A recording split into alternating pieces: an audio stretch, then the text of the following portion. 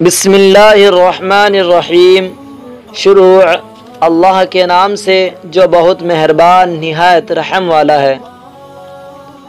میں آپ کا اپنا دوست محمد فاروق آپ کے اپنے چینل قاسمی اسلامک ورلڈ میں دل کے گہرائیوں سے پرزور استقبال کرتا ہوں اور دل کے خلوص کے ساتھ آپ سب لوگوں کو سلام عرض کرتا ہوں۔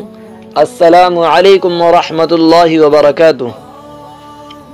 آج میں آپ حضرات کے سامنے بنی اسرائیل کی دو بوڑھی عورتوں کا واقعہ لے کر حاضر ہوا ہوں۔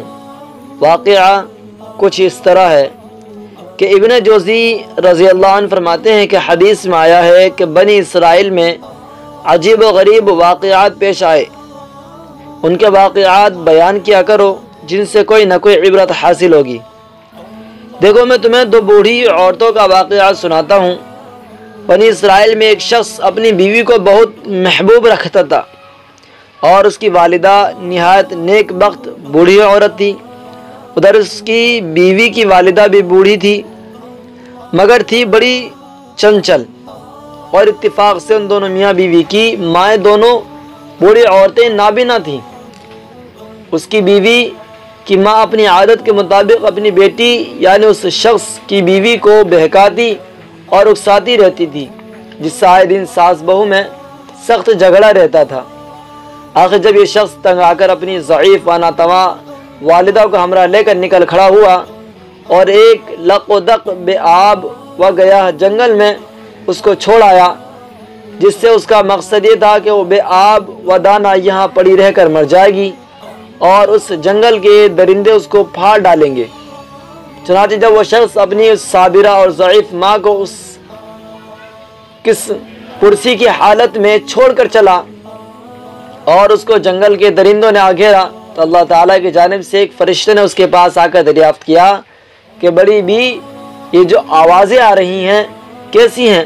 ضعیفہ نے کہا بہت اچھی آواز ہیں، اونٹ گائیں بکریاں بول رہی ہیں۔ یہ سن کر فرشتے نے کہا بہتر ہے، انشاءاللہ ایسا ہی ہوگا۔ یہ کہہ کر وہ فرشتہ تو چلا گیا۔ اب صبح ہوئی تو کیا دیکھتے ہیں کہ تمام جنگل اونٹ گائیں بکریوں سے بھرا ہوا ہے۔ اگلے دن اس کے بیٹے کو خیال آیا کہ چل کر دیکھوں تو صحیح آخر بوڑھی ماں پر کیا گزری۔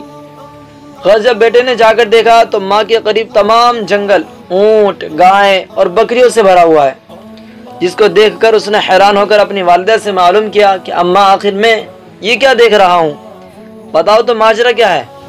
ماں نے کہا بیٹے، تو نے میری نافرمانی کی اور اپنی بیوی کی اطاعت کی، اللہ نے یہ مجھے میرے صبر کا پھل دیا ہے۔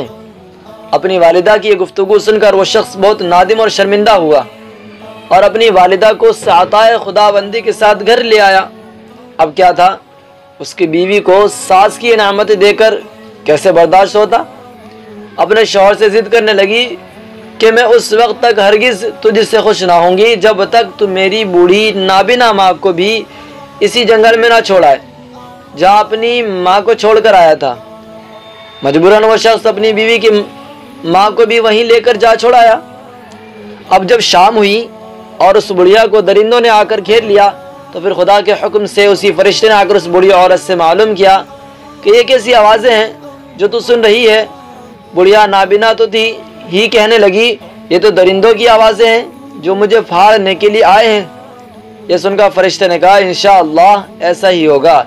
یہ کہہ کر فرشتہ چلا گیا اور درندوں نے چیر پھاڑ کر بڑھیا کو تکا بوٹی کر دیا۔ جب صبح ہوئی تو اس شخص کی بیوی نے پھر اپنے شوہر پر تقاضا شروع کیا کہ جا کر دیکھ تو میری ماں پر کیا گزری، اور اس نے کہا کچھ جمع کیا، کیونکہ اس عورت کا خیال تھا کہ شوہر کی ماں کی طرح میری ماں نے بھی اسی طرح مویشی جمع کر رکھے ہوں گے۔ مگر جب اس شخص نے وہاں جا کر دیکھا تو کیسے مویشی؟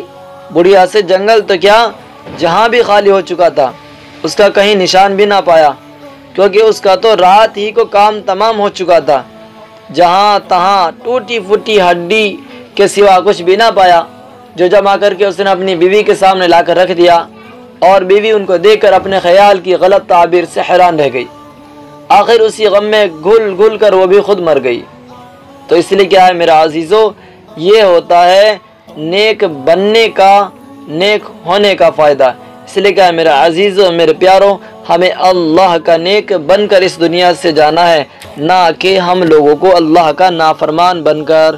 انشاءاللہ ہم لوگ نیک بن کر اس دنیا سے رخصت ہوں گے۔ اللہ عمل کی توفیق عطا فرمائے، آمین۔